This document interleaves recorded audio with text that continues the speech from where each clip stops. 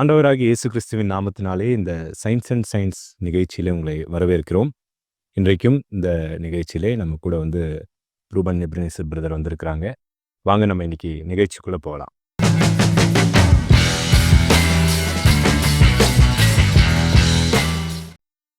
Price lord brother. Praise lord. ரொம்ப சந்தோஷம் உங்கள் கூட இந்த நிகழ்ச்சியில் கலந்துக்கிறதுக்கு. நான் வரிசையாக இந்த ஒவ்வொரு எபிசோடாக நான் பார்த்துக்கிட்டு இருக்கேன். எப்படி நினைக்கிறீங்க? இந்த அளவுக்கு இந்த சயின்ஸ் அண்ட் சயின்ஸ் ப்ரமோட் ஆகும்னு நீங்கள் நினச்சிங்களா? நீங்கள் என்ன மோட்டிவோட இதை ஆரம்பிச்சிங்க? Praise Lord. Once again thanks for your invitation. Actually நான் இனிஷியலாக ஆரம்பிக்கும்போது அவ்வளோ யோசிக்கல. ஒரு 10லேருந்து 15 எபிசோட்ஸ் மேக்ஸிமம் பண்ணலாங்கிற மாதிரி தான் நானும் அண்ணனும் யோசித்தது. Okay, nice. அண்ட் இதில் என்ன இன்னொரு ஒரு விஷயம் அப்படின்னா, என்ன பேசுவோங்கிறது எனக்கு தெரியாது. ஓகே. இதுக்கு முன்னாடி ஏதாவது பெருசாக பண்ணியிருக்கோமான்னு கேட்டால் அதுவும் கிடையாது. காட்ஸ் கிரேஸில் பார்த்தீங்கன்னா இது நிறைய பேருக்கு ரீச் ஆயிருக்கு. All glory and praise to Jesus. ஏன்னா அது நான் எதிர்பார்க்கல. இவ்வளோ எபிசோட்ஸ் பண்ணுவோங்கிறதும் எதிர்பார்க்கல. Okay brother. அண்ட் கடவுளுடைய கைடன்ஸ் கரெக்டாக கண்டிப்பாக இருந்ததுனால பண்ண முடிஞ்ச ஒழிய ஹையஸ்ட் ரீசன்ஸாக வேறு எதையும் என்னால் சொல்ல முடியாது. Okay brother. Nice to know that. அப்புறம் இன்னைக்கு நம்ம இந்த நிகழ்ச்சியில் எதை குறித்து பார்க்க போகிறோம்? ஓகே. ஸோ இன்னைக்கு நம்ம பார்க்க போகிறது பார்த்திங்கன்னா ஆர்கியூமெண்ட் ஆஃப் ஃபைன் டியூனிங்னு சொல்லுவாங்க. அப்படின்னா என்னென்னா, ஒரு அக்யூரசி ஆர் பெர்சிஷன். அக்யூரசினா என்ன அப்படின்னா, ஒரு எக்ஸாம்பிள் சொல்கிறேன் பாருங்களேன். இது டம்ளர்ஸ் நம்மளுக்கு தெரியும். ஆமாம், தெரியும். இதை நம்ம டெக்னிக்கலாக ஸ்டாக்குன்னு சொல்லுவோம். ஒன்றுக்கு மேலே ஒன்று அடுக்கி வைக்கிறது நம்ம ஸ்டாக்குன்னு சொல்லுவோம். ஓகே. இதான் இந்த டம்ளர் நான் உங்கள் கையில் கொடுக்குறேன். ஓகே. இது கட்டாயமாக யாரோ பண்ணி தான் இது வந்திருக்கணுங்கிறதுக்கு நீங்கள் என்னென்ன ரீசன் சொல்லுவீங்க? கட்டாயமாக பண்ணியிருக்கணும்னு சொன்னீங்கன்னா பார்த்தீங்கன்னா எல்லாம் இல்லாட்டி இப்படி கேட்குறேண்ணே, யாரோ படைச்சுதான், யாரோ உருவாக்கி தான் அது வந்திருக்கு. ஓகே. அதுவா வரலங்கிறதுக்கு நம்ம காமன் சென்ஸ் வச்சு யோசிக்கும் போது என்னென்ன ரீசன்ஸ் நீங்கள் சொல்லுவீங்க? கண்டிப்பாக இது ஒரு ஷேப்பாக கொண்டு வரதுக்கு யாராவது ஒருத்தர் எஃபோர்ட் போட்டிருப்பாங்க. சரி. அப்புறம் பார்த்தீங்கன்னா அதில் டிசைன் ஒன்று இருக்குது. சரி. எல்லாம் ஒரே மாதிரி இருக்குது.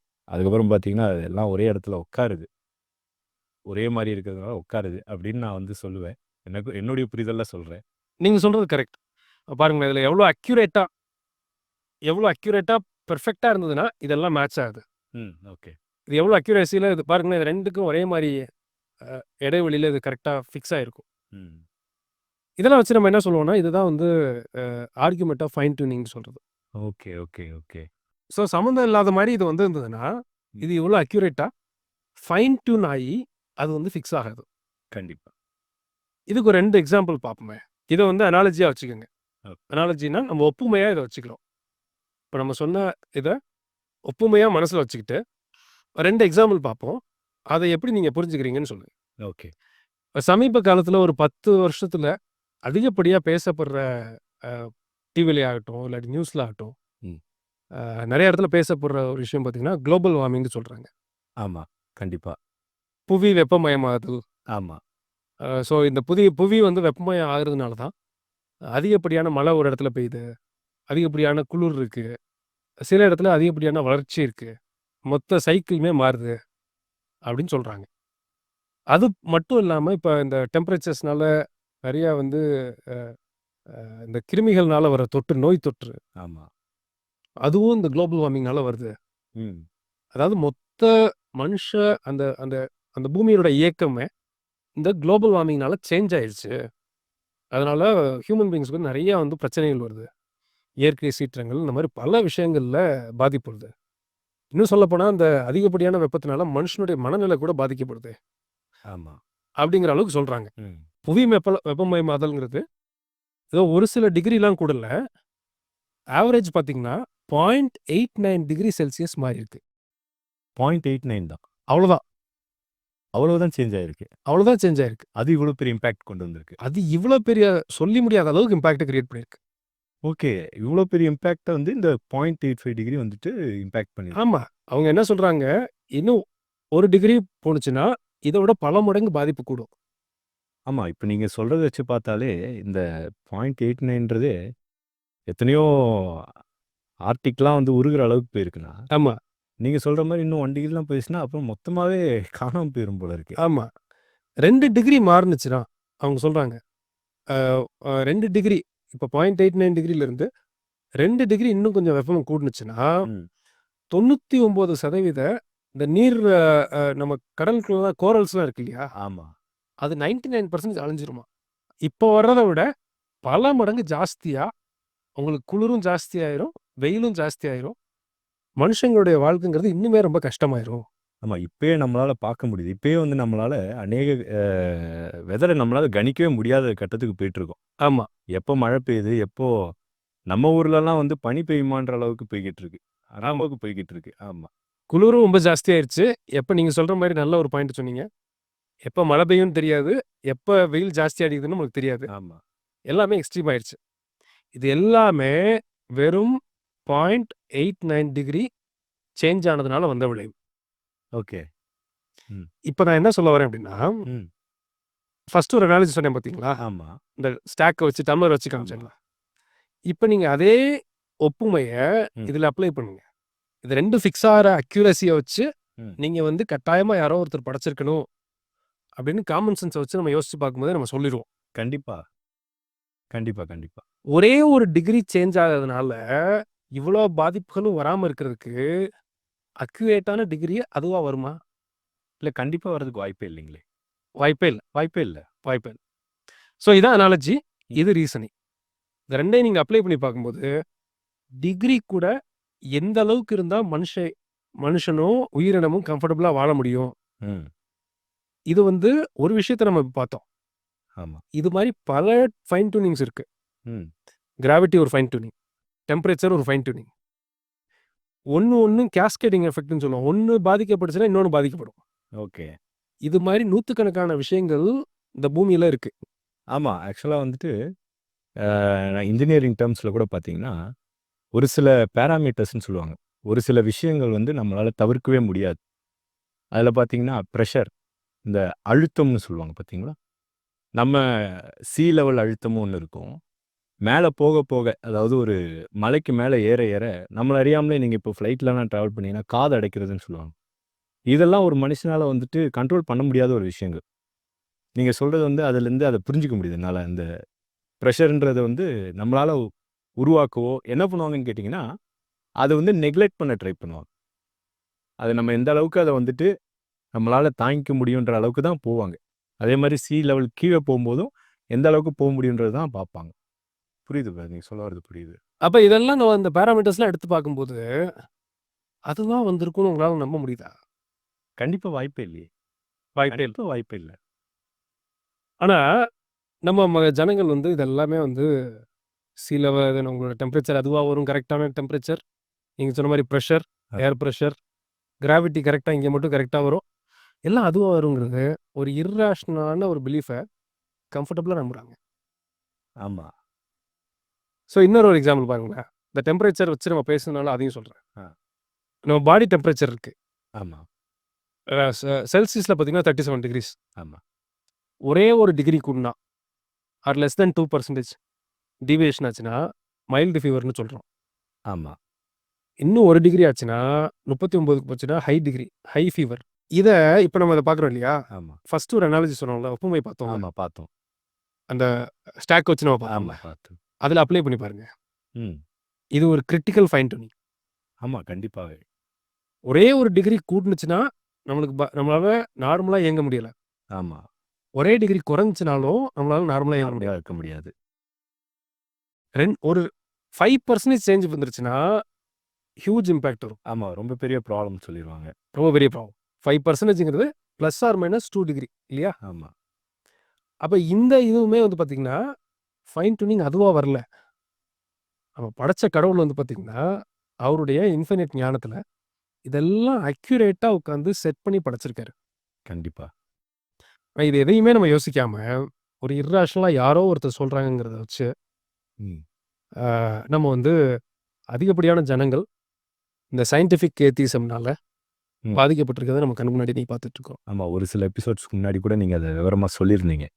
Okay brother. இப்போ நீங்க சொல்லிட்டு இருக்கீங்க. இந்த விஷயங்கள ஜனங்க நம்புறதுக்கு அநேக உதாரணங்கள் நீங்க சொன்னீங்க.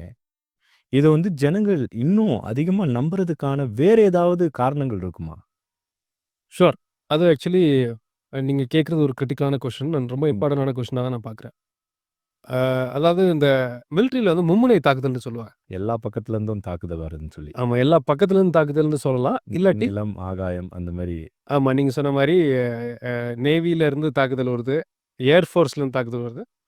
அ ஆர்மி மூலமா தரைவழி தாக்குதலும் இருக்கு. இந்த மும்முனை தாக்குதல்னு சொல்லுவாங்க. அது மாரி பல சைட்ல இருந்து இன்னைக்கு இருக்கிற ஜனங்களுக்கு இன்ஃப்ளூயன்ஸ் ஆகுறதுக்கு இஷ்யூஸ் வருது. சரி. ஃபார் எக்ஸாம்பிள் நீங்க பார்த்தீங்கன்னா, அவங்க படிக்கிற ஸ்கூல்ல இத பத்தி பேசுவாங்க. ஓகே. காலேஜ்ல பேசுவாங்க. ஆமா, வேலை பார்க்குற இடத்துல பேசுவாங்க. ஆமா. இது போதாததுக்கு மீடியா, நியூஸு, ஆர்டிகிள்ஸு, ஜர்னல்ஸு, அட்வர்டைஸ்மெண்ட்ஸு இது எல்லா சைட்ல இருந்து இவங்களுக்கு என்ன பண்ணுவாங்கன்னா, இந்த மாரி சயின்ஸ் ரிலேட்டடான காரியங்கள் இவங்களுக்கு தன்ன அறியாமலே வந்துட்டுருக்கும். வந்து இவங்க மண்டைய ரீச் பண்ணிட்டுருக்கும். புத்திய ரீச் பண்ணிட்டுருக்கும். கேட்க என்ன ஆயிருதுன்னா, இவங்களுக்கு ஒரு ஒரு விதமான ஒரு ஒரு பிலீஃப். ஆமா.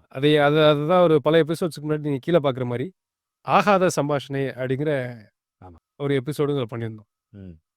இதுக்கு ஒரு 2, 3 எக்ஸாம்பிள்ஸ் பார்ப்போமே. நீங்க வந்து இப்போ ஒரு பொருள் வாங்க போறீங்கன்னு வச்சுக்கங்களேன். ஓகே. ஒரு கடைக்கு வந்து ஒரு ஒரு சேலையோ, இல்லாட்டி ஏதோ ஒரு கிளாத்திங்கோ எடுக்க போறீங்க. ம். அது எப்படிலாம் இம்பாக்ட் ஆகுது? ஒரு கஸ்டமருடைய டெசிஷன் இம்பாக்ட் ஆகுதுன்னு நான் சொல்றேன். இப்ப நீங்க சென்னையில இருக்கீங்க. ஆமா, சென்னையோட மார்க்கெட்டுன்னு பார்த்தீங்கன்னா, இந்த மாரி துணி இதெல்லாம் ஜாஸ்தியா ஆமா. நெறைய இருக்கிற இடம். ஆமா. டி நகர் தான் அதுல வந்து ரொம்ப ஃபேமஸ். ஃபேமஸ். வெளியூர்ல இருந்துலாம் வந்து எடுத்துட்டு போவாங்க. ஆமா நான் பார்த்துருக்கேன். நான் சென்னையில இருக்கும்போது பார்த்துருக்கேன். தமிழ்நாட்டுல இருந்து எல்லா இடத்துலயும் இருந்து அங்க வந்து ஆமா. எல்லாமே ஒரே இடத்துல கிடைச்சிரும். அவங்க வெவ்வேறு இடத்துக்கு போ வேண்டியதில்ல. எல்லாமே ஒரே இடத்துல கிடைச்சுன்றதுக்காக மொத்தமா இந்த பெரிய, பெரிய ஏதாவது ஈவென்ட்ஸ் மாரி வரும்போது, திருமணம் மாரி காரியங்களுக்கெல்லாம் மொத்தமா வந்துருவாங்க. ஆமா. குடும்பமா கிளம்பி வரதெல்லாம் பார்த்துருக்கோம். இப்ப இதுல ஒரு ஒரு ஸ்ட்ராட்டஜி நீங்க நல்லா கொஞ்சம் குறிப்பா பார்த்தீங்கன்னா உங்களுக்கு தெரியும். ஆ நீங்க ஒரு சில பெரிய கடைகளுக்கு முன்னாடி போனீங்கன்னா, ஏசி குபு குபு குபுன்னு வெளிய அடிக்கும். பார்த்துருக்கீங்களா? ஆமா. அது வந்து ஒரு வண்டியிலே போயிட்டு இருக்கும்போது கூட, ஒரு 2 நிமிஷம் அந்த இடத்துல நின்னுட்டு போன கதைலாம் இருக்கு. நம்மளுக்கே வெயில் ஜாஸ்தியா இருக்குன்னு ஆமா, ஆக்சுவலி பார்த்தீங்கன்னா, இத ஒரு ஏர் கர்டைன் வாங்கி அந்த ஃபேன வச்சு விட்டாங்கன்னா, ஏசி வெளியே வராது. வேஸ்டேஜே ஆகாது. ஆமா. ஆனா பர்ப்பஸா தொறந்து வச்சிருப்பாங்க. சரி. அது ஆக்சுவலி ஒரு ஸ்ட்ராட்டஜி. ஓகே. வெளியில நீங்க வந்து ஒரு வெயில் நேரத்திலயோ, ஏதோ ஒரு நேரத்தில ம், போயிட்டுருக்கும்போது, ஏசி அப்படி குப்புன்னு அடிக்கும்போது, அப்பா! என்ன மாரி ஒரு ஃபீல். ம். அந்த ஃபீலிங்ல உள்ள போறவங்க நெறைய பேர் இன்னும் இருக்காங்க. அடிக்கிற வெயிலுக்கு கொஞ்ச நேரம் நின்னுட்டு வருவோம். அ, இப்போ பர்ச்சேஸ் பண்ண போறவங்களும், இத பார்த்துட்டு உள்ள போறவங்க கட்டாயமா நெறைய பேர் இருப்பாங்க. ஆமா. அடுத்த ஸ்டெப் உள்ள போயிட்டாங்க. இப்போ ஒரு ஒரு பட்டு சேலை எடுக்கணும்னு வச்சுக்கோங்களேன். சரி, நீங்க கடையில மீதி எல்லா செக்ஷனுக்கும் போங்க. நான் வேணா ஒரு வேள வியூவர்ஸ் போய் கூட செக் பண்ணி பார்க்கட்டும். ஒரு பெரிய கடைக்கு சரி. நெறைய ஒரு 7, 8 ஃப்ளோர்ஸ் இருக்கும் அந்த கடையில. பட்டு சேலை செக்ஷன் மட்டும் போறாங்கன்னு வச்சுக்கங்களேன். ம். உள்ள போனோனே வேற ஃபீல் வரும். எதனால? அததான் என்ன சொல்லுவாங்கன்னா, விஷுவல் மெர்ச்சன்டைஸ் ஆர் சென்சரி மெர்ச்சன்டைஸ்ன்னு சொல்லுவாங்க. Okay brother. இன்னும் கொஞ்சம் விவரமா சொல்லுங்க. விஷுவல் மெர்ச்சன்டைஸ்னா என்னன்னா, நீங்க ஒரு விஷயத்துக்குள்ள உள்ள போன உடனே, நீங்க பார்க்கிறத வச்சு உங்களோட ஃபீலிங்ஸ் வந்து இம்பாக்ட் ஆகும். ஓ! புரியுது. நீங்க சொல்ல வர்றது எனக்கு புரியுது. இன்னும் கொஞ்சம் சிம்பிளா சொல்லணும்னா, இந்த பட்டு சென்டருக்குள்ள போறீங்கன்னு வச்சுக்கங்களேன், அதுல பெரிய ஒரு வாசம் இருக்கும். இல்லாட்டி பெரிய வீடியோ போயிட்டுருக்கும். அங்க வந்து பாண்டிய நாட்டு மன்னர்கள்ல இருந்து நாங்க தறி செஞ்சு போட்டுட்டு இருக்கிறோம். இது வீடியோல ஓடும். உள்ள போனீங்கன்னா பேலஸ் மாரியே இருக்கும் பார்க்கறதுக்கு. ஆமா. அவங்களுடைய வெல்கமிங்கே பயங்கரமா இருக்கும். அவங்க நம்மள வரவேற்கிற விதமே, ஆமா. நம்மள வந்து அந்த ஒரு ராஜ பரம்பரையில தான் கூப்பிடுற மாரி சில நேரத்தில நம்மள நம்ப வச்சுருவாங்க. அழகா நீங்க சொன்னீங்க. ஆமா. அப்ப உள்ள போன உடனே அந்த பழைய ஒரு பெரிய வுட் ஒர்க்ஸ் ஆகட்டும், இல்லாட்டி ஒரு பழைய காலத்து அரண்மனை எப்படி இருக்குமோ, அந்த ஃபீல் வந்து நம்மள அறியாமலே நம்மளுக்கு வந்துரும். அதுக்கப்புறம் பார்த்தீங்கன்னா, உள்ள போயி நான் ஒரு நாள் போனேன் கடைக்கு. சரி, போய் எத்தன லைட் இருக்குன்னு பார்த்தேன் உட்காந்து. ஒரு சரி. ஃப்ளோர்ல. ஓகே. 500லேருந்து 800 லைட்ஸ் இருக்கு. அந்த ஒரு குறிப்பிட்ட செஷன்ல மட்டும். அந்த ஃப்ளோர்ல மட்டும். 500 லைட்டு. 500லேருந்து 1000 இருக்கு. அதுக்கே பயங்கரமா அவங்க செலவு பண்ணியிருக்காங்க. அதுக்கே க்ரோர்ஸ் உங்களுக்கு கரண்ட் பில் வரும். ஆமா, கண்டிப்பா. இன்னும் நீங்க குறிப்பா இன்னும் கொஞ்சம் நோட் பண்ணி வியூவர்ஸ் கூட பார்க்கறதுக்கு சொல்றேன். பட்டு செக்ஷன்ல பார்த்தீங்கன்னா, எல்லோ கலர் லைட் இருக்கும். எதனால? அப்பதானே பட்டு உங்களுக்கு பளபளன்னு இருக்கும். நீங்க சொல்றது கரெக்ட் பிரதர். நம்ம ஒரு உதாரணத்துக்கு, ஒரு சட்டைய கடையில வாங்கிறோம். எனக்கு நடந்த சம்பவம். நல்லா டார்க் நேவி ப்ளூ சட்டைன்னு சொல்லி வாங்கிட்டு வந்தேன். ஓகே. ஆனா வீட்டுக்கு வந்து பார்க்கும்போது அது வந்து பச்சை கலர்ல இந்த மயில் கலர்ன்னு சொல்லுவாங்கல்ல, அந்த மாரி இருக்கு. அப்போ நீங்க சொன்ன அந்த அடிப்படையில தான். ஆமா. லைட்டுக்கு அடியில பார்க்கும்போது நான் நெனச்ச கலராவும், வீட்டுக்கு வந்து பார்க்கும்போது என் லைட்டுக்கு அது நார்மல் கலராவும் தெரியுது. புரியுது. ஓகே. ஆமா. இத விட இன்னொன்னு நீங்க ஷர்ட்டுன்னு சொன்னதுனால சொல்றேன். ஆ. ஷர்ட் நல்ல குவாலிட்டின்னு நீங்க எப்படி கண்டுபிடிப்பீங்க? அது மேல இருக்கிற அந்த பிராண்ட் பார்த்து. பிராண்ட பார்ப்பீங்க. ஆமா. மேல தடவி பார்ப்போம்ல. ஆமா. அது கண்டிப்பா அது வந்து ஸ்மூத்தா இருக்கா? ஸ்மூத்தா இருக்கான்னு பார்ப்பீங்க. ஆமா. அதுக்கு அடியில ஒரு பஞ்சு மாரி ஒரு மெட்டீரியல் வச்சிருப்பாங்க பார்த்துருக்கீங்களா? ஆமா. உள்ள வந்து ஒரு சின்னதா ஒரு லேயர் வச்சிருப்பாங்க. லேயர் வச்சிருப்பாங்கல்ல. அந்த லேயர வச்சு நீங்க தடவி பார்த்தீங்கன்னா, உங்களுக்கு வந்து ரொம்ப சாஃப்ட்டா இருக்கும். எந்த சட்டை எடுத்தாலும் அப்படிதான் சாஃப்ட்டா இருக்கும். இருக்கும். Okay brother. இதுதான் சென்சரி மெர்ச்சன்டைஸ்ங்கிறது. ஓகே. சரி. நீங்க உள்ள போன உடனே உங்களுக்கு ஃபீல், லைட்டு, செட்டப்பு ம். இதெல்லாம் பார்க்கும்போது, உங்களோட டெசிஷன் மேக்கிங் வந்து ரொம்பவே வந்து மாறிரும். இதெல்லாம் இதுவரைக்கும் பண்றது நியாயமான சேல்ஸ் யுக்திகள்னு வச்சுக்கோ. சரி. இதுல கொஞ்சம் ஃப்ராட் யுக்தியும் இருக்கு. ஏமாத்துவாங்க. ஆமா. நீங்க கடையில போய் நீங்க ஷர்ட்ட போட்டு பார்ப்பீங்க. ம். வயிறு உங்களுக்கு தெரியவே தெரியாது. ஆமா பிரதர். வீட்டுக்கு வந்து 4 சைடு கண்ணாடி வச்சிருப்பாங்க. 4 சைடு கண்ணாடி வச்சுட்டு ஒரு 10 லைட் போட்டு, ஆமா. அங்க போட்டு பார்த்தோம்னா, நம்ம ஸ்லிம்மா தெரிவோம். நம்ம நம்ம ஸ்ட்ரக்சருக்கே அந்த சட்டை தச்ச மாரி இருக்கும். சட்டை தச்சமா இருக்கும். பயங்கர ஸ்லிம்மாவும் தெரியும். ஆமா. வீட்டுக்கு வந்து பார்த்தீங்கன்னா, வயிறு பெருசா இருக்கும். கண்டிப்பா இருக்கும். இதுக்கு ஒரு கிளாஸ் இருக்கு. ஓகே. நீங்க டிவில பார்க்குற மாரி, இந்த கண்ணாடில போய் பார்த்தீங்கன்னா, ஒரு 15-20% உங்க சைஸ வந்து சின்னதா காமிக்கும் அது. அதாவது ஒரு மனுஷனுடைய உண்மையான உருவத்த சுருக்கி காட்டுன்றீங்க. சுருக்கி காமிக்கும். ஸோ இதெல்லாம் பண்ணி தான், நீ பொருள விக்கிற கட்டாயத்துல பிசினஸ் ஹவுஸஸும் இன்னைக்கு அப்படி இருக்கு. அந்த அளவுக்கு இப்ப இருக்கக்கூடியதான நடைமுறையே அந்த அளவுக்கு நடைமுறையே அப்படி இருக்கு. அப்ப நீங்க யோசிச்சு பாருங்க. நீங்க போய் இம்பாக்ட் ஆகுற விஷயம். ம். எப்படி பிரசன்ட் பண்றாங்க ஒரு விஷயத்த. ஆமா. இதெல்லாம் பார்த்து தான் உங்க டெசிஷன் வந்து இம்பாக்ட் ஆகுது. உங்க முடிவுங்கிறது இதெல்லாம் பேஸ் பண்ணி தான் இருக்கு. ஆமா. அதுதான் நம்ம என்ன சொல்லுவாங்கன்னா மார்க்கெட்டிங்ல sensory merchandise or visual merchandise அப்படின்னு சொல்றோம். ஓகே. நான் அடுத்தது இன்னொரு உதாரணம் சொல்றேன் பாருங்களேன். இந்த பிரேக்கிங் நியூஸ்ன்னு ஒரு கொடுமை இருக்கு பார்த்துருக்கீங்களா? ஆமா. இந்த ஏதாவது ஒரு நியூஸ் சேனல் போட்டுட்டு இருக்கும்போது, ஆமா. நம்ம ஏதோ ஒண்ணு பார்த்துட்டு இருப்போம். திடீர்னு ஒரு மியூசிக் வந்துட்டு பிரேக்கிங் நியூஸ்ன்னு போட்டுருவாங்க. தட தட தட தடன்னு ஒரு சவுண்டு. அப்புறம் வந்து பார்த்தீங்கன்னா, அதில டார்க் ப்ளூ இல்லாட்டி டார்க் ரெட்ல ஒரு பெரிய கிராஃபிக்ஸு. ஆமா. அப்புறம் அதில சீரியஸான முகத்த ஒரு கண்ணாடி போட்டு ஒருத்தர் வந்து இல்ல அந்த மியூசிக் வந்துட்டாலே நம்ம வீட்ல எந்த பக்கத்துல இருந்தாலும் நேரா டிவி கிட்ட வந்துருவோம். நம்மள அறியாமலே வந்துரும். நம்மள அறியாமலே வந்துருவோம். அதில போதாத குறைக்கு ஒருத்தர் கண்ணாடிய மாட்டிட்டு வந்து, அ "குளோப் வாண்ட்ஸ் டூ நோ" அப்படின்ட்டு ஒரு சீரியஸான முகத்தோட வச்சு ஆரம்பிக்கும்போது நம்ம என்ன நெனச்சுக்குவோம்னா, ஏதோ சிவியரான நம்மளுக்கு பாதிப்பு வர மாரி ஏதோ ஒண்ணு சொல்ல ரொம்ப பெரிய போறாங்களோ. பிரச்சனை ஏதோ ஒரு விஷயம் நடந்திருக்கு. அத சொல்லப் போறாங்க அப்படின்னு நெனைப்போம். அதில ஆனா ஒண்ணும் இருக்காது. நம்மளுக்கு சம்மந்தப்படுற மாரி ஒரு விஷயமாவே இருக்காது.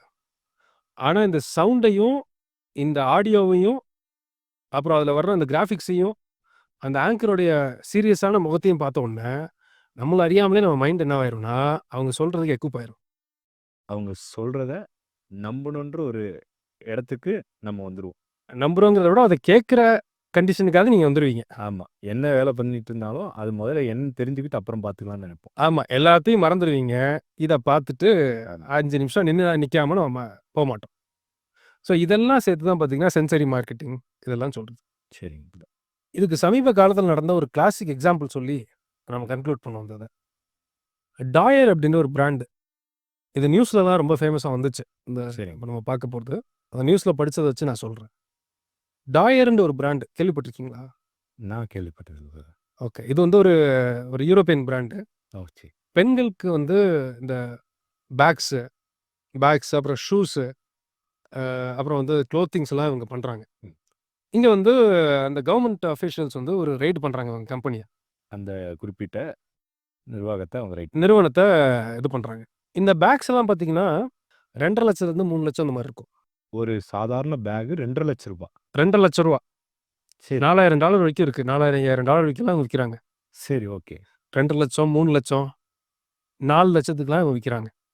சரி. என்ன ஒரு வியக்கத்தக்க விஷயம்னா, இந்த யாராவது செருப்பு பழசு வித்து பார்த்துருக்கீங்களா நீங்க? செருப்பு யாரு? இப்போ நான் போட்ட செருப்ப நீங்க போட மாட்டீங்க. செருப்ப நான் போட மாட்டோம். போட மாட்டோம். ஆமா. OLXல இந்த பிராண்ட் ரூ. 20,000 செருப்பு பழசு போட்டுருக்காங்க. அதாவது செகண்ட் ஹேண்ட்ல வாங்கக்கூடிய இன்னொருத்தர் யூஸ் பண்ண பொருளை 20,000க்கு. ஆமா. சரி. அப்படிப்பட்ட பிராண்ட் இது. ம். இந்த கம்பெனிய போய் ரைட் பண்றாங்க. அங்க வந்து வொர்க்கர்ஸ்க்கு வந்து சரியான வசதிகள்லாம் அவங்க செஞ்சு குடுக்கல. அப்படின்னு மேனுஃபேக்சரிங் செய்ற இடத்த போய் ரைட் பண்றாங்க. சரி. அப்போ ஒரு முக்கியமான ஒரு பீஸ் ஆஃப் எவிடன்ஸ் உங்களுக்கு கிடைக்குது. ஒரு பேக்கு 4,000 $3,000 விக்கிற ஒரு பேக். அது மாதிரி ரூ. 2,50,000 விக்கிற ஒரு பேக். அத இவங்க இன்னொரு சப்ளையர்ட்ட இருந்து வாங்குவாங்கல்ல. ம். இவங்களே செய்ய மாட்டாங்க. ஸோ அது அவங்க பண்றதில்ல. ஆமா. பெரிய எந்த கம்பெனியுமே அவங்க பண்ண மாட்டாங்க. சரி, ஓகே, புரியுது. இன்னொரு கம்பெனிட்ட இருந்து செஞ்சு வாங்குவாங்க. ம். இவங்க கேட்கிற ரெக்கமெண்ட்ல அவன் பண்ணி குடுக்கணும். ம். சரி. அதுக்கு இவங்க பே பண்ற வேல்யூ பார்த்தீங்கன்னா, வெறும் $57. Recently, Italian prosecutors investigated the factories of Dior and Armani, and this is what they found: unsafe working conditions and illegal workers. But more importantly, they stumbled upon a crucial piece of information. Dior pays its suppliers $57 to make a bag. $57. That's around 5,000 Indian rupees for one bag. That's what it costs Dior, $57. Do you know how much they sell it for? Around $2,800. That's nearly 2.6 lakh Indian rupees, which is 50 times the cost of making. $57க்கு ஒரு பொருளை வாங்கி அதை வந்து $2,000 $3,000 விற்கிறாங்க. ஆமா. $57ன்னா Rafah போட்டீங்கன்னா ஒரு $5,000 பொருளை வாங்கி $2,38,000 விற்கிறாங்க. ப்ராஃபிட் மார்ஜின் பயங்கரமா இருக்கே. 50 மடங்கு. ₹1 வாங்கி $50 விற்கிறது. அப்ப நீங்க யோசிச்சு பாருங்க. அது வரைக்கும் குவாலிட்டிக்கு போய் ஜனங்கள் வாங்குறாங்களா? ஏன்னா அவன் கொடுக்கறது $5,000 அதை வாங்குறான் அவன். ஆமா. $5,000 எப்படி செய்ய முடியுமோ அதை தான் அவன் செய்ய போறான். ம். ஆனா ஜனங்களுக்கு பே பண்ற வில்லிங்கா இருக்கிற அமௌண்ட் $2,00,000. ம். என்ன பெரிய குவாலிட்டியை நம்பி மனுஷங்க வாங்குறாங்க? இல்ல. இல்ல. இல்லதான். இது கண்டுபிடிச்சது ரொம்ப நியூஸ்லாம் வந்த விஷயம். பப்ளிக்கா இருக்கிற விஷயம். அப்ப இவங்க ஒரு கொஸ்டின் வரும். இவனுக்கு செலவே இருக்காதா? ம். ஆமா. இப்போ இவ்வளோ குறைவான ஒரு விலைக்கு வாங்கி இவ்வளோ அதிகமான விற்கணும்னா அவங்களுக்கு ஏதாவது ஒரு இன்வெஸ்ட் பண்ண வேண்டிய ஒரு இடம் இருந்தால் தானே அவங்க அந்த ஆமா. ஏதாவது ஒன்று செலவு பண்ணணும்ல. செலவு இவங்க எதுக்கு பண்ணுவாங்கன்னா பொருள்ல பண்ண மாட்டாங்க. $5,000 பொருள், $2,00,000 பொருள்னு நம்ப வைக்கிறதுக்கு ம். என்னென்னலாம் செலவு பண்ணணுமோ அது அத்தனையும் பண்ணுவாங்க. அதாவது அந்த பொருளுடைய தன்மையை மாத்தாம அது விற்கிறதுக்கு என்ன பண்ணணுமோ அதை மட்டும் பண்றாங்க. ஆமா. இது வந்து இவ்வளோ காஸ்ட்லியான பொருளுங்க ஓ. அப்படின்னு கஸ்டமர் நம்புறதுக்கு ஓ. என்னெல்லாம் செலவு பண்ணா கஸ்டமர் நம்புவானோ ம். அத்தனைக்கு செலவு பண்ணுவாங்க. லைக் அங்க இருக்க ஷோரூம்ஸு, ம். பெரிய பெரிய சிட்டிஸ்ல பெரிய பெரிய ஷோரூம்ஸ். அதுக்கெல்லாம் லட்சக்கணக்கான கோடிக்கணக்கில் அவங்க ஸ்பெண்ட் பண்ணணும். வாடகையே அவ்வளோ காஸ்ட் இருக்கும். அங்க இருக்க ஸ்டாஃபு, அதுக்கப்புறம் அதை ப்ரெசென்ட் பண்ற விதம், ம். Celebrity endorsement, okay. இதுக்கு தான் செலவு பண்ணுவாங்களே ஒழிய ப்ராடக்ட்டுக்கு அவன் செலவு பண்ண மாட்டான். Luxury brands are preying on people's sense of insecurity and need for social validation. You may be thinking you're paying for premium leather and craftsmanship, but actually, you're paying for the glitzy marketing campaigns and the fancy stores. மற்ற காரியங்களுக்கெல்லாம் அவங்க செலவு பண்ணிட்டு அந்த பொருளுடைய உண்மையான தன்மையை அதிகரிக்கணுன்றது அவங்க நோக்கமே இல்லை. ஆமா. சரி. எதுக்கு அவங்க செலவு பண்ணுவாங்கன்னா, ஒரு மொக்க ப்ராடக்டாக இருந்தாலும் காஸ்ட்லியான பொருளுங்க நம்புறதுக்கு என்னென்ன செலவு பண்ணணுமோ அத்தனைக்கும் அவன் பண்ணுவான். அதாவது ஒருத்தன் ஏமாத்துறதுக்கு என்னெல்லாம் பண்ணுமோ பண்ணுவாங்க. உங்க மொழியில ஏமாத்துறது, ஆமா. அவங்க மொழியில ஸ்ட்ராட்டஜி. ஸ்ட்ராட்டஜி. சரி. இப்போ எதுக்கு இதை நம்ம சொல்றோம் அப்படின்னு ஒரு வேளை நிறைய பேர் யோசிப்பாங்க. எவல்யூஷன் தியரின்னு பார்த்தீங்கன்னா அதுக்குள்ள ஒண்ணுமே இருக்காது. ம். அதான் நம்ம பல எபிசோட்ஸ்ல பார்த்துருக்கோம். பார்த்துருக்கோம். இந்த சயின்ஸ் அண்ட் சயின்ஸுங்கிறது இந்த எவல்யூஷன் அட்ரஸ் பண்ணணுங்கிறதுக்காக தான் நம்ம ஆரம்பிச்சதே. ஆமா. எவல்யூஷன் தியரிக்குள்ள இவங்க சொல்ற ஸ்டோரிஸ்குள்ள பார்த்தீங்கன்னா ஒண்ணுமே இருக்காது. மொக்கையா இருக்கும் ஏதாச்சும். இல்லாட்டி இர்ராஷனலா இருக்கும். லாஜிக்கே இல்லாம இருக்கும். காமன் சென்ஸ் கூட இல்லாம இருக்கும். ஆமா. எதுவுமே இல்லாம இருந்தாலும் இந்த $5,000 பொருள் $2,00,000 விற்கிறதுக்கு அந்த ப்ரெசென்ட் பண்ற விதம் இருக்கு பார்த்தீங்களா? ஆமா. அதுல சிக்கி தத்தளிச்சுட்டு இருக்கவங்க தான் இன்னைக்கு இருக்கிற கூட்டம். பைபிள்ல இருந்து ஒரு கம்பேரிசன் சொல்லணும்னா, ஆகாபு கிட்ட வந்து தீர்க்கதரிசனம் சொல்லுவாங்க. 400 தீர்க்கதரிசி சொல்லுவாங்க. 400 பேரும் ஒரே விஷயத்தை தான் சொல்லுவாங்க. ஆமா. ஆமா. அந்த சம்பவம் அவங்க ஒரு யுத்தத்துக்கு போகும்போது அந்த 4 அவங்க வந்து ஆலோசனை கேட்க வருவாங்க. ஆமா. ஆமா. அதுல ஒருத்தன் என்ன பண்ணுவான், டெமோக்கு வந்து இரும்பு ராடெல்லாம் தூக்கிட்டு வந்து டெமோ காமிப்பான். ஆமா. ஆமா. ஆனா ஒரே ஒரு உண்மையான தீர்க்கதரிசி மட்டும், நீ போயிட்டு திரும்ப வர மாட்ட அப்படிங்கிறத அழகா சொல்லுவார். ஆமாம், மிகாயான்ற ஒரு தீர்க்கதரிசி மாத்திரம் இவருக்கு விரோதமாக ஒரு தீர்க்கதரிசனம் சொல்லுவார். விரோதமான்னு சொல்றத விட சத்தியத்தை அவர் ஒருத்தர் மட்டும் ஆமா. சொல்லுவார். அப்ப நார்மலா பார்க்கும்போது 400 பேரும் ஒண்ணா கரெக்டா தானே சொல்றாங்க. ஒரே விஷயத்த சொல்கிறாங்க. ஒரே விஷயத்த சொல்றாங்க. இவங்கெல்லாம் தீர்க்கதரிசிகள் தான் ஆல்ரெடி சொல்லியிருக்கு வசனம். ஆமாம், இவங்கெல்லாம் ஒன்றும் தீர்க்கதரிசி இல்லாதவங்க கிடையாது. இவங்களுமே தீர்க்கதரிசிகள் தான் அந்த வசனம். தீர்க்கதரிசனம் சொல்கிறவங்க தான். ஆமாம். அப்ப இவங்க எல்லாரும் சொல்லும்போதை கேட்டுட்டு ம். ஆகாப் என்ன பண்ணிட்டாரு, இவன் ஏமாந்துட்டான். ஏமாந்து சண்டைக்கு போய் அவனோட வீழ்ச்சி அங்கதான் முடிஞ்சிருச்சு. உண்மையாகவே அந்த நல்ல தீர்க்கதரிசி சொன்ன விஷயம் நடந்துருச்சு. அதே மாதிரி தான் இன்னைக்கு நம்ம ஜனங்களுக்கு விசுவாசிகளுக்கும் சேர்த்து இந்த மும்முனை தாக்குதல்னு சொன்னேன் இல்லையா, ஆமாம். இந்த மாதிரி அப்படி இப்படி அவர் சொன்னார் இவர் சொன்னாருங்கிறத நிறைய பேசி விசுவாசிகள்ல சில பேருமே வழிவிலகி போயிருக்கதை நம்ம பார்த்துருக்கோம். அதாவது இந்த சமுதாயம், அது மாத்திரம் இல்லாமல் நம்மளை சுற்றி இருக்கிற சூழ்நிலைகள், இதெல்லாம் ஒரு நெருக்கத்தை கொண்டு வந்து அவங்க அந்த அந்த விஷயத்தை நம்பக்கூடிய ஒரு தன்மைக்கு விசுவாசிகள் கூட போயிட்டாங்கன்னு சொல்ல வரீங்க. ஆமா, விசுவாசிகளே போயிட்டாங்கன்னா ஆண்டவரை பத்தி அறியாதவங்க அவங்க நிலைமை என்னவா இருக்கும்? அம்மா, நம்ம எல்லாம் தெரிஞ்சிருக்கிற விசுவாசிகளே வழிவிலகி போகிறாங்க, இல்லை இப்படிப்பட்ட ஒரு விஷயத்த நம்புறாங்கன்னா அவங்களுக்கு தான் ஆண்டவருடைய வெளிச்சமே இல்லையே. ஆமா அவங்க வந்து ஈஸியாக வழிவிலகி போயிடுவாங்களே. ஆமா. ஆமாம். இன்னும் சொல்ல போனா இன்னைக்கு பேசுற அநேக இந்த எவல்யூஷன் பேசுற சயின்டிஸ்ட் ம். இந்த 50 ரூபா 5000 பொருளை 2 லட்ச ரூபா நம்பி வாங்குறாங்க இல்லையா, ஆமாம். அந்த ஹைப்ல விழுந்தவங்க தான் நிறைய பேர். ஓகே. நம்ம நினைக்கிற மாதிரி விசுவாசிகளோ சாதாரண ஜனங்கள் மட்டும் இல்லை, இந்த சயின்டிஃபிக் எத்திசமை ப்ரமோட் பண்றவங்களும் இந்த மாதிரி வஞ்சிக்கப்பட்டவங்க தாங்கிறத நம்ம மறக்கவே கூடாது. இதை எவல்யூஷனை ப்ரமோட் பண்ணி பேசுற அந்த எலைட்டுக்காகவும் நம்ம ஜோம் பண்ணி ஆகணுங்கிறது. இது வந்து ஒரு விழிப்புணர்வு. ஆமா, நம்ம ஜனங்களை மட்டும் நம்ம ஃபோக்கஸ் பண்ணக்கூடாது. விசுவாசிகள் மாத்திரம் இல்லை, இவங்க வழிவிலகி போகிறதுக்கு காரணமாக இருக்கிறவங்களும் ரட்சிக்கப்படணும்னு ஜோம் பண்ணணும்னு சொல்கிறீங்க. கட்டாயமா கரெக்டான விஷயத்த சொல்லியிருக்கீங்க. அருமையாக இந்த விஷயத்த நீங்கள் ஆரம்பிக்கும்போது எனக்கு என்ன சொல்ல வரீங்க புரியல, ஆனால் அருமையாக அதை வந்து தெளிவுபடுத்தி புரிய வச்சுருக்கீங்க. இது வந்து கண்டிப்பாக ஜனங்களுக்கு பிரயோஜனமாக இருக்கும். இந்த மாதிரி வழிவிலகி போகிறவங்களுக்கு இது வந்து ஒரு விழிப்புணர்வு மாதிரி அவங்களுக்கு இருக்கும்னு சொல்லி நிச்சயமாக விசுவாசிக்கிறோம். தேங்க்யூ. இது எஃபர்ட் போட்டு இதை எங்களுக்கு சொல்லிக் கொடுத்ததுக்கு, உங்களுடைய நேரத்தை ஸ்பெண்ட் பண்ணதுக்காக தேங்க்யூ. Thank you so much.